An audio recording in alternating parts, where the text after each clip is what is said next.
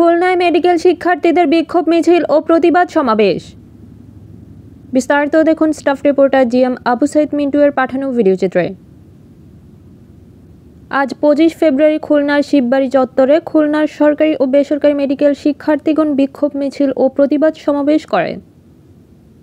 শিক্ষার্থীরা বলেন, সম্প্রতি ম্যাটস ডিএমএফ ইস্যুতে স্বাস্থ্য মন্ত্রণালয় কর্তৃক গৃহীত হঠকারী সিদ্ধান্তের বিরুদ্ধে এবং 5 দফা দাবি আদায়ের লক্ষ্যে এ মানববন্ধন ও প্রতিবাদ সমাবেশ করেছেন।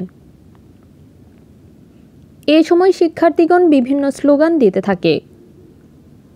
তাদের হাতে থাকা বিভিন্ন প্ল্যাকার্ডের লেখা ছিল, ভুয়া ডাক্তারের ঠিকানা এ বাংলায় হবে না, রিট করে ডাক্তারি চলবে না, প্রশিক্ষিত ডাক্তার চাই, শর্টকাটের ভাত নাই, মানসম্মত চিকিৎসা চাই, ম্যাটস ডিএমএফ বাতিল চাই। মাহফুজা আক্তার পপি, স্বাধীন ৭১।